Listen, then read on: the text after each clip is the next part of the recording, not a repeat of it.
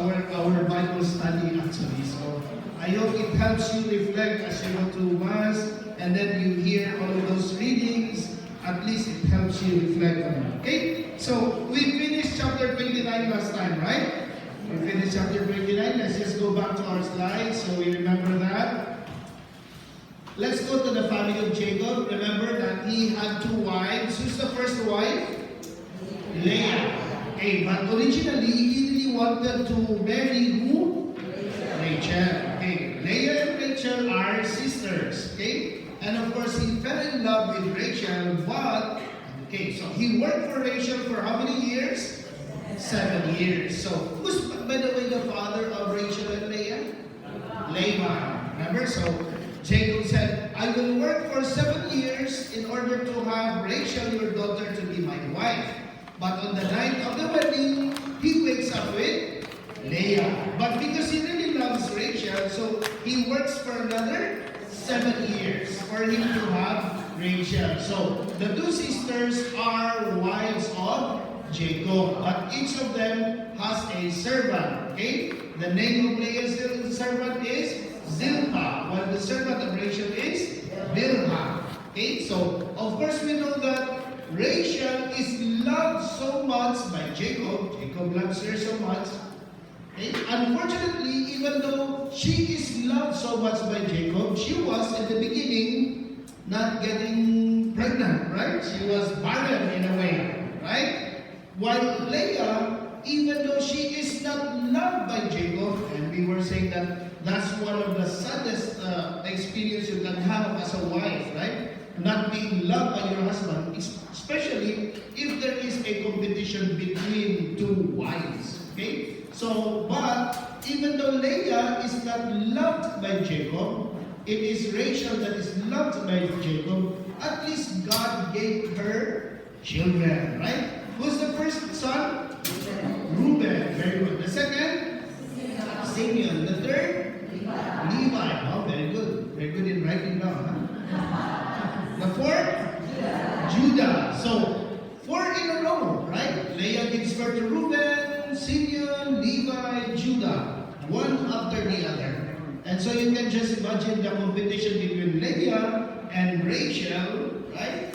Even though Rachel says, I'm loved by our husband, but Leah says, even though he loves you, you don't have any child at all, but I have 4 children. Therefore, when Leah was already having 4 children, 4 sons, what happened? Rachel said, okay, since I'm not getting pregnant, therefore I'm going to give my servant. That's why Bilhah, okay, Rachel gave Bilhah to her husband Jacob. Therefore, Bilhah gave birth to her first son, which is the 5th son of Jacob. The name is Dan. Okay, and then Bilhah then gives birth to the 6th son, Nathan. Okay, and when the two, remember that their belief during that time, if your servant is giving birth, it is considered to be your son also. So they are like sons of Rachel. So you can just imagine if Leah stopped getting pregnant, and all of a sudden the servant of Rachel had 2 sons, what will Leah feel? Oh my God, she might have more children than me. So what did she do? She gave also her servant, the name Zilpah, to her husband Jacob. That's why Zilpah will have her first son, Gad, which is the 7th already, and Zilpah gave birth to another, he named him Asher. Okay? So when that happened, Leah got pregnant again, she named him Issachar, and then another Zebulun. Then all of a sudden, she gave birth to a daughter. What's the name of the daughter? Dinah. Okay? Dinah. And then that's the time when Rachel will actually give birth. And what's the name of the son of Rachel? The firstborn of Rachel? Joseph. Okay, Joseph. So, as we were talking about last time, remember that every name here, there's a reason why the name was given. Okay? There's always the reason why. Every name has a meaning. Right? And remember that the first in a way we say unfortunate names, right? Unfortunate names. Okay, so I don't know how Reuben, Simeon, Levi felt knowing what's the meaning of their names. But anyway, okay, because during that time she was still competing with Rachel. Okay, now of course Joseph, since he is the firstborn of Rachel, okay, since he is the firstborn of Rachel, therefore Joseph is the favorite son of Jacob. Okay, he is the favorite son of Jacob. Now, as I said, all of these boys, there's a reason why their names are given. There's a meaning for every name. But with Dinah, there is no, the Bible doesn't give us any reason why she was named Dinah. And why? Because she's a girl. Because for them, only the boys matter. Okay? You follow? Okay. So, anybody who knows, we're not going to read yet the 12th son. What's the name of the 12th son?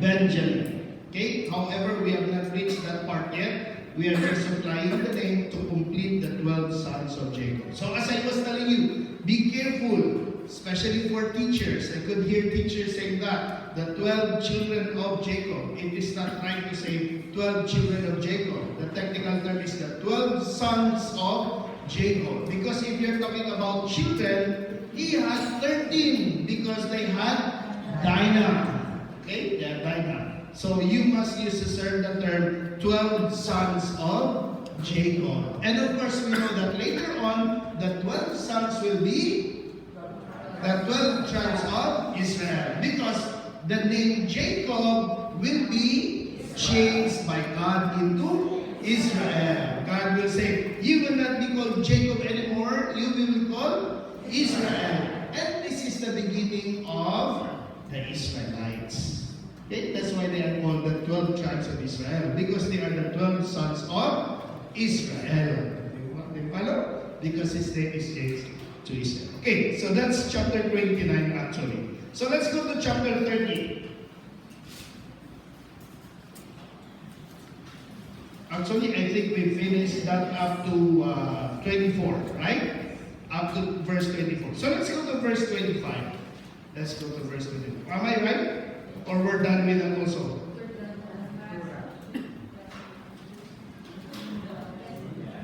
We're done? Jacob outwits Laban. Remember, that was the time when Jacob would say, I have worked for you for 20 years already. Okay. He served Laban for 14 years for the 2 wives, 7 plus 7, and worked for him for 6 years. And Laban became rich because of that. And of course, Jacob now will say, I have worked for you for 20 years. It's like saying, now it's time for me to take care of my own family. Because by this time, he had already 11 sons and 1 daughter. Okay? And so, Laban will say, what will be your wage? And you know the story already, right? The point of the story is, more and more animals will go to Jacob. And that will be the cause of jealousy. Jealousy between the sons of Laban and Jacob, which is a typical story among families, right? Because when the sons would see that Jacob, who is taking care of the animals of the father, is becoming richer and richer. Okay, for example, I am the son, you are Laban, okay, and then he is Jacob, then I would say that he's becoming richer and richer compared to my father. How would I feel as a son? I would be jealous. Something's going on here. Right? I will be suspicious of Jacob. That's why, come to think of it, when Jacob came, he had nothing. Right? I mean, he had nothing. He was escaping from his brother Esau. When he crossed the Jordan River, he had nothing. Okay? And all of a sudden now, he had a lot. Jacob had a lot. Why? Through the animals of my father. That's why there will be jealousy. So where do we begin? Chapter 31? Okay. As you requested. You're my boss. Okay, chapter 31. Jacob learned that Laban's sons were saying, Jacob has taken everything that belonged to our father, and he has accumulated all this wealth of his by using our father's property. As I was telling you, when Jacob came, he had nothing.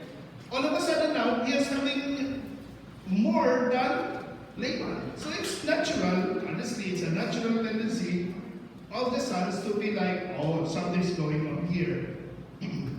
Jacob perceived too that Laban's attitude toward him was not what it had previously been. Then the Lord said to Jacob, return to the land of your fathers, where you were born, and I will be with you. Can you imagine if you are, what will be your reaction if you're Jacob? All of a sudden God appears to you and says, Jacob, return to your own land.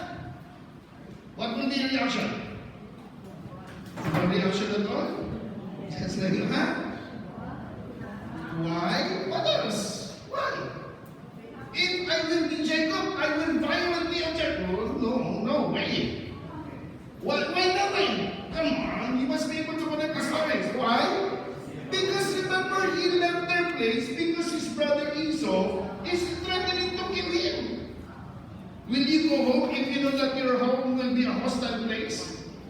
You actually escaped your brother because your brother said, I'm gonna kill you. And you run away. And then all of a sudden God tells you, go home. Oh, wait a minute, my brother will do. No way. Right? No way. That's why it is very good for us to hear that when God says, return to the land of your fathers where you were born. And the next phrase, and I will be with you. Okay? So it must be like, if you're Jacob and I'm God, it's like saying, return now, don't worry, I'll go with you.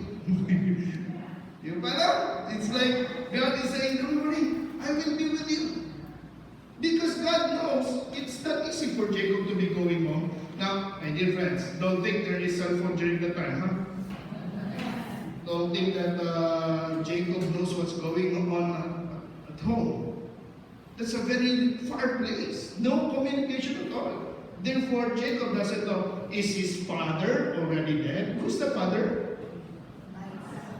Very good. Isaac, right? Why is that important for father to ask? Is the father already dead? Why is that very important? Why? Okay, because the threat of Esau is, I will kill you when father dies. I'll kill you after. So Jacob doesn't even know, is my father still alive? Because when I go, when he's already dead, I'll be dead too. Right? Okay, so put yourself in that situation so that the story becomes interesting also. Because if not, then it's... Okay? So Jacob sent for Rachel and Leah to meet him where he was in the field with his flock. There he said to them, I have noticed that your father's attitude toward me is not as it was in the past. But the God of my father has been with me. I find that very negative. Why would Jacob say, the God of my father, right? But he will continuously say that. As we were saying the past chapters, there's really no deep relationship as of now with God compared to Abraham, compared to Isaac. Jacob, when God appeared to him, oh, by the way, this is the first time that God appears to Abraham, not through a dream. Right? With Abraham, God appears to him, like talks to Abraham, direct. When God appears, he talks to Isaac, direct. With Jacob, through a dream. Right? And this is the first time actually that the Bible doesn't tell us that it is through a dream, that God really told him. Now, there he had said, I have noticed that your father's attitude toward me is not as it was in the past, but the God of my father has been with me. You will know what effort I put into serving your father, yet your father cheated me and changed my wages time after time. I hope you still remember the wages. Remember? With the sheep, the light gray, and the dark. The dark will be Jacob's, right? With the goats, the brown and the black will be Laban's, while the spotted, speckled will be Jacob's. Whatever, Father. I don't remember. Okay. whenever your father said, the speckled animal shall be your wages, the entire flock would bear speckled young. Whenever he said, the streaked animal shall be your wages, the entire flock would bear streaked young. Thus God reclaimed your father's livestock and gave it to me. But the truth is, remember, Jacob was doing something to make them produce speckled and spotted animals. Remember, he was doing all the strategies, and also with the weak animals. When it will be weak animals mating, he will not put the rods, right? So that they will really be the regular, if you may call them animals, so that they will go to Laban. So that Laban will not be zero. At least he will have animals. But the thing is, they are weak animals. When it's the sturdy ones, he will put all the rods, right? So that the sturdy ones will go to him. But here, we have a mention in the book of Genesis that actually, when that was not working, Laban would change the wages from time to time. Okay? Maybe when Laban would notice, more spotted than speckled. So, let's exchange. I'll be the spotted and you'll be the, okay, something like that. Once in a breeding season, I had a dream in which I saw mating he-goats that were streaked, speckled, and mottled. In the dream, God's messenger called to me, Jacob. Here, I replied. Then he said, note well, all the he-goats in the flock as they mate are streaked, speckled, and mottled. For I have seen all the things that Laban has been doing to you. Now, notice again, dream. Through a dream. Okay, with Jacob. Now, what do you think is the significance of that dream? If you're following the story, what do you think is the significance of that dream? That's a confirmation that God is really rewarding Jacob. That means even though Jacob was doing all the strategy to get more animals for him, it is still God who is providing them with that. God is saying here through the dream that, I'm really the one who made all of those animals for you. Remember the promise of God to Jacob, the same promise given to Abraham, the same promise given to Isaac, now passed on to Jacob. God said, Jacob, through you, the promise to your father Abraham that you will be the father of many nations, I will protect you and I will make your reward great. Oh, no matter, my dear friends, no matter how many rods you put there, if God will not allow it, it won't. You follow? That's the point of that dream. Jacob was doing everything to produce the animals that would belong to him, but it is still God making things happen. That's why here in the dream, God said, okay, I had a dream in which I saw mating he-goats that were streaked, speckled, and mottled. In the dream, God's messenger called to me, Jacob. Here I replied. Then he said, note well, all the he-goats in the flock as they mate are streaked, speckled, and mottled, for I have seen all the things that Laban has been doing to you. That means it is really God making it happen. Jacob will become rich because God willed it so. Do you follow? Because God willed it so. As I said, no matter how many rods you put there, if God will not allow it. Let's go to more realistic to us. My dear friends, if you want to have a child, no matter what you do, if God doesn't allow it, it won't happen. Guys, don't think I did it. I can do it. No. No matter what you do, if God doesn't allow it, it won't happen. That's why no matter what Jacob was doing, all the rights or all the strategy, if God doesn't allow it, it won't happen. Jacob, I am the one who gave you all of those animals. I am the God who appeared to you in Bethel, where you anointed the memorial stone and made a vow to me. Do you remember Bethel? Where was Bethel? What happened to Jacob? The very first dream of Jacob. Remember? Escaping from the place, going to Laban, he reached Bethel and he put the stone. Remember? as his pillow, and he dreamt of the ladder of the messengers of God. That's better. Anointed, where you anointed the memorial stone and made a vow to me. Up then, leave this land and return to the land of your birth. Rachel and Leah answered him, have we still an heir's portion in our father's house? Are we not regarded by him as outsiders? He not only sold us, he has even used up the money that he got for us. And what do you think is this money? There was no mention whatsoever of money before. Right? That they have money. What do you think is that money? Dowry. But what dowry? Jacob doesn't have money. His wages. Remember, he worked for 7 years for each. That's actually the dowry. It's like saying, okay, Laban, I want to marry your daughter, but I don't have money. Can I work for it instead? Okay? And the money of the dowry is not really for the father.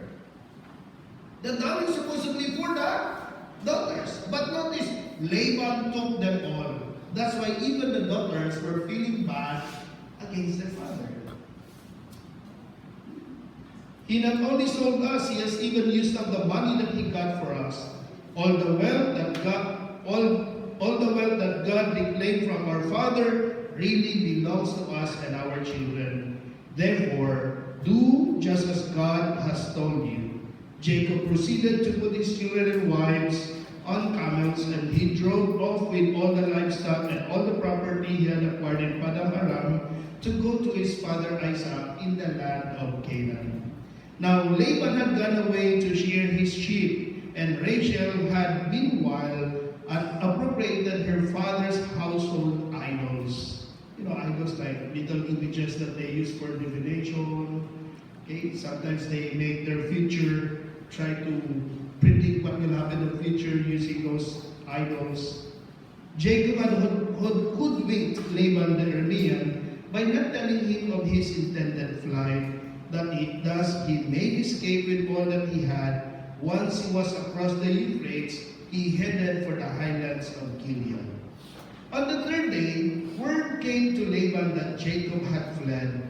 Taking his kinsmen with him, he pursued him for 7 days until he caught up with him in the hill country of Gilead. Because of course, Jacob already traveled for 3 days, and they will be trying to catch up with them. It will be in 7 days that they will be. Now, even if you look at the footnote of the Bible, for me, I would interpret it in a very practical way. It's 3 days travel. Somebody will begin to catch up with you, to run after you. 7 days you will be. But the Bible would tell us that even the number 7 of 7 days has a symbolic meaning. Okay? When you say 7 days, it's like in a perfect time. You know, perfect time in an appointed time to reach you. That's what it means.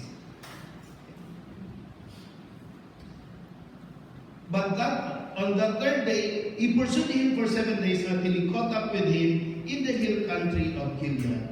But that night, God appeared to Laban the Aramean in a dream and warned him, take care not to threaten Jacob with any harm. So again, the promise of God that I will be your shield.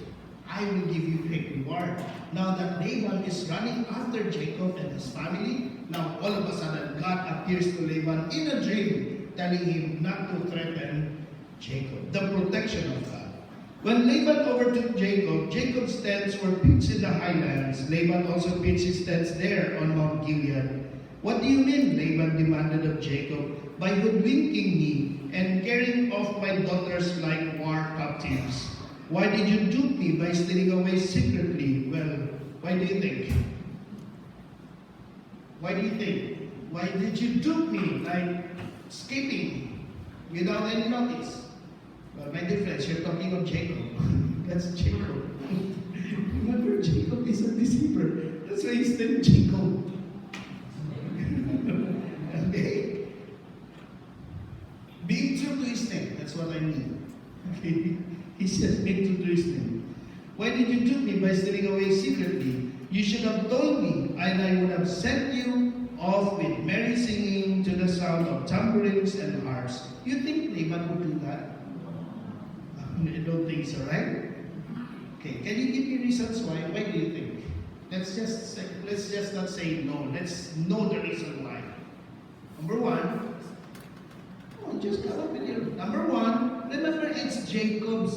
The secret of Laban, while he is becoming rich, is Jacob. Actually, it's Jacob making him rich. Before Jacob came, Laban was an ordinary person, and his flock was not really producing much. But when Jacob came, all of a sudden, it becomes very productive. And again and again. If you notice, Father keeps on repeating things. Why? Because that's my way of trying to instill in you this information. Okay, why again? Why is it that through Jacob, the flock of Laban becomes productive? Huh?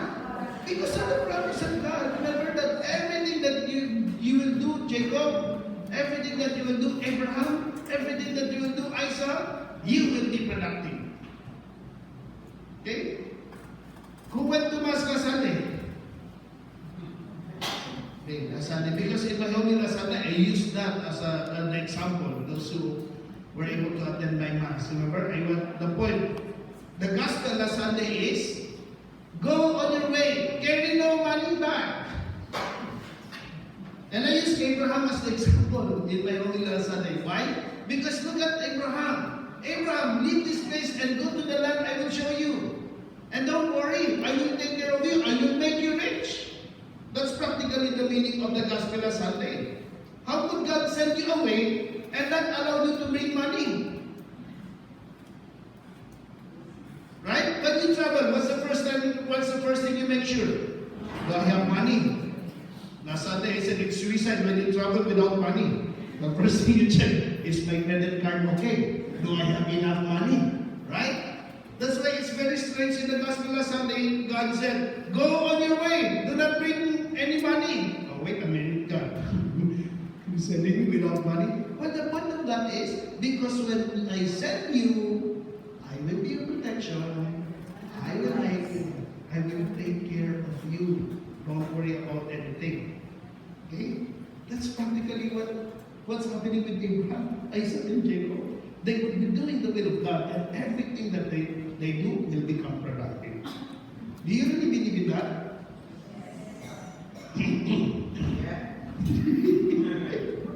Sometimes it's really easy to say that in the real life. But you know, in my life as a priest, I have really proven that many times. Many times in real life. Okay? If you may allow me to share. Like, before I came, this time that I came to Guam, 2009 to 2013, I was here at St. Anthony. If you remember, I was parochial vicar at St. Anthony.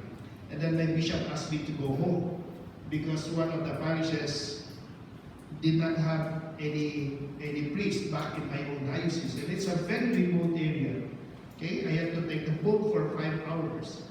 Okay, from the city, I had to drive 2 hours. After 2 hours, take the boat for 5 hours. Okay, and I'm the only priest on island. I have 20 chapels and 1 main church. Can you imagine? So I'm all alone. I'm all over the place. I'm not like underestimating the people or what. We can only support as much as we can. You cannot give $1 million if you only have 10 pesos. $10. You can only give what you have, right? So when I went there, the church is dilapidated. I have to conserve everything, and I said, I'll just do whatever I can. When I left, we have a new church, we have a new rectory, we have, even my parishioners were saying, how did this happen? Well, God. When I started putting the foundation, I did not have any money. And what happened? Almost every day, there's a, you know how it is in the Philippines, right? The tricycle. When constructing, there will always be tricycle will be stopping by and said, Father, 5 sacks of cement, come home. There's a guy who went to the store and paid 5, said, deliver to the parish. I built the church that way. I don't even know the other people. Right? Why? Because we do the will of God, He will take care of it. Try it by different. Sometimes we can't really. Sounds like, but believe me, I have done it many times in my life, and it just is true. What are we here for if we don't really believe in God? So what is this? Lip service? We're just saying, I believe in God. But let me work hard because I might go hungry. Well, of course, as I said, in Filipino we have a good saying, nasa Diyos ang awat, nasa tao ang gawa. How do you say that in English? It's through God's mercy, human work. Right? Human work. Okay?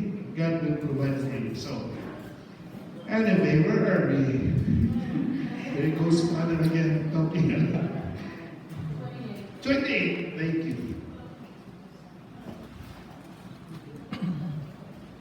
So, Laban would not allow Jacob to go because Jacob is his secret of becoming rich. Okay, it will be through Jacob that his flock will become productive. And aside from that, of course, that's his daughters. Those are his daughters and grandchildren. You did not even allow me a parting kiss to my daughters and grandchildren. What you have done now is a senseless thing. I have it in my power to harm all of you. But last night, the God of your father said to me, take care not to threaten Jacob with any harm. Very good of God, right? Granted that you had to leave because you were desperately homesick for your father's house. Was he homesick? No. Actually, it's God who told him to go home. Why did you steal my gods? I was frightened, Jacob replied to Laban, at the thought that you might take your daughters away from me by force. But as for your gods, the one you find them with shall not remain alive. Imagine in your Jacob. Unfortunately, he doesn't know who stole those idols. Who stole those idols? The most loved. If he knows it, can he say that? Of course not. But because Jacob really doesn't know about it, he said, okay, let the one who took it, kill it. Take it. Jacob, of course, had no idea that Rachel had stolen the idols. Laban then went in and searched Jacob's tent and Leah's tent, as well as the tents of the two maidservants, but he did not find the idols. Now, that gives us an idea that when they pitch camp by family. Like Leah's camp with her sons, okay? Bilhah's camp with her sons, Leah, Rachel, and Zilpah. Okay? Leaving Leah's tent, he went into Rachel's. Now Rachel had taken the idols, put them inside a camel cushion, and seated herself upon them. Remember the camels will have like the saddle like a horse? So when they travel, of course, you use that as the saddle, but when you reach the place, since you are on a journey, you are a nomad, you remove the saddle and that becomes actually a chair. That's how they do it. That's why when you're about to leave, you put on the saddle again. Okay? But when you are by night, you use that as a chair or something to sit on. Now Rachel had taken the idols, put them inside a camel cushion, and seated herself upon them. When Laban had rummaged through the rest of her tent without finding them, Rachel said to her father, let not my lord feel offended that I cannot rise in your presence. A woman's period is upon me. So do you imagine the tent? This is the tent. Imagine Rachel is seated there. Actually, she's hiding something, right? And imagine the men of Laban searching the whole tent. And after searching the whole area, the only thing left that is not searched is the chair where so it's like, oh, Father, sorry, I cannot stand because okay, so can you imagine? That's the only thing. And so, of course, because of that, Jacob now enraged. So despite the search, he did not find his idols.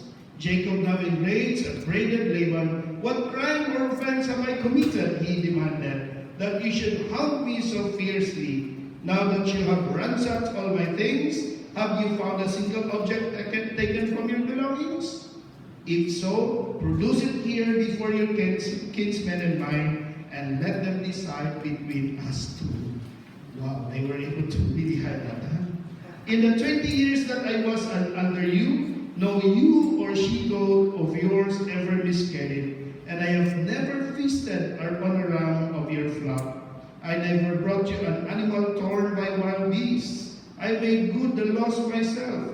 You held me responsible for anything stolen by day or night. How often the scorching heat ravaged me by day, and the frost by night. while sleep fled from my eyes. You know, the life of a shepherd is really, I would say, most difficult. I think so. I can just imagine during the day it's very hot, and during the night it's very cold, right? And you cannot leave your flock. Okay? You cannot leave your flock. You really have to stay. Okay? No wonder when Jesus was born, it's really to the shepherds that the angels announced the birth of the Savior. Well, aside from that, of course, because they were taking care of the sheep that are supposed to be offered in the temple. Right? Remember in that eve of the night that Jesus was born, the angels appeared to the shepherds, right? To the shepherds and announced to them, the child born. It's like saying, they said that the shepherds that the angels appeared to are not the ordinary shepherds. Remember that in Israel or in Jerusalem, there's a group of shepherds that take care of animals, and these animals are the unblemished animals. Remember when they offer sacrifice, they use unblemished animals. You don't just offer any animal. It should be an unblemished. Okay? So, perfect in a way. So, therefore, there are really some shepherds whose work is to take care of unblemished animals, preparing them for the sacrifice. So when you buy an animal for your sacrifice, you buy it from them. And then those animals are the ones offered on the temple. Now, that's why when the angel announced that the birth of the Savior, the angels appeared to those shepherds taking care of the sheep, the unblemished animals to be offered. It's like saying, you're fired, no work anymore. Why? Because you're taking care of these animals as the lamb to be offered at the temple. That's Old Testament. Somebody will be offered, he is born tonight, and no need anymore for your sacrifice. That's their job, to have an offering to the temple. But Jesus, the New Testament, will be the lamb. Okay?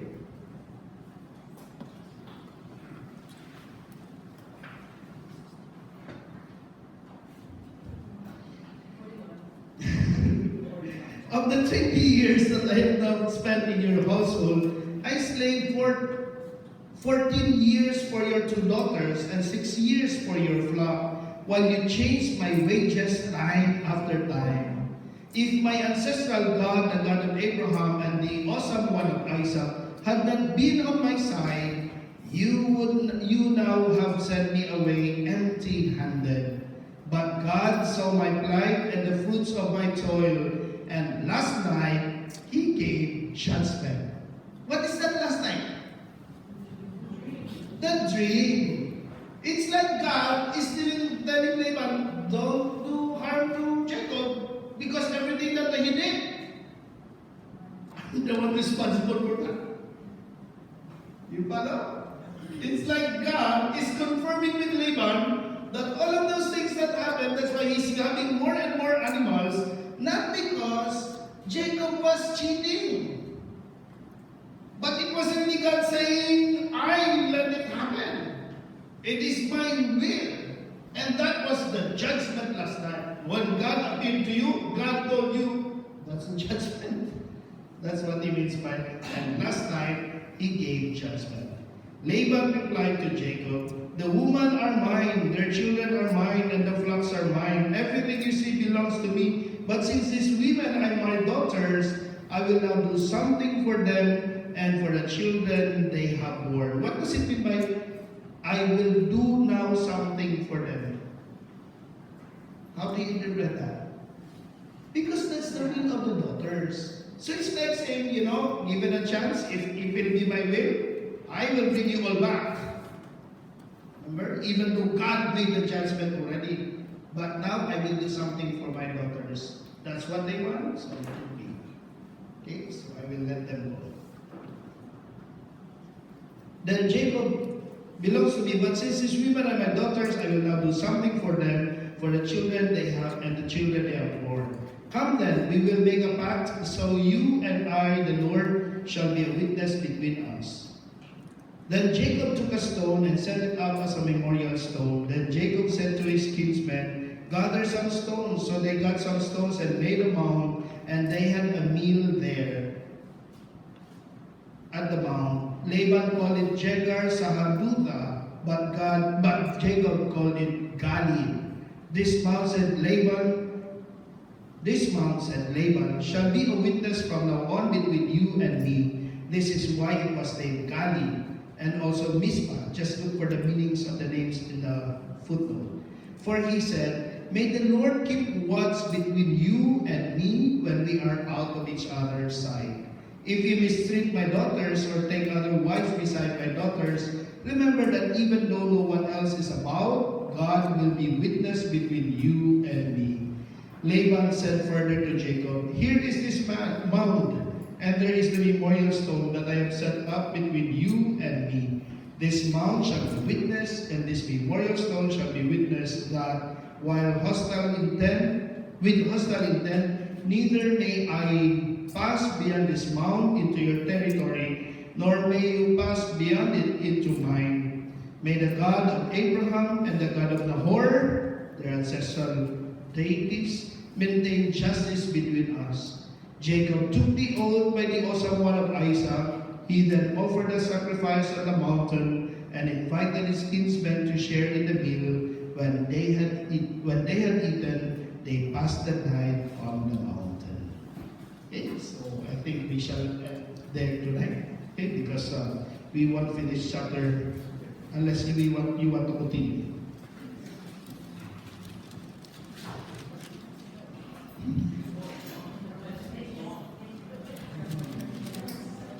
Okay, half are saying no, half are saying yes. So we ended. The next chapter though is very exciting. That will be the reunion of the two brothers, of how it will happen.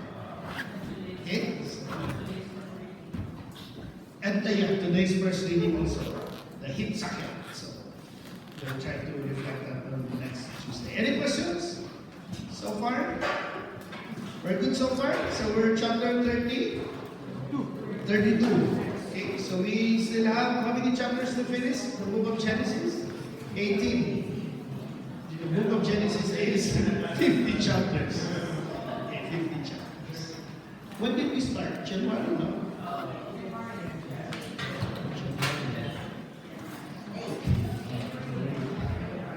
We're fast.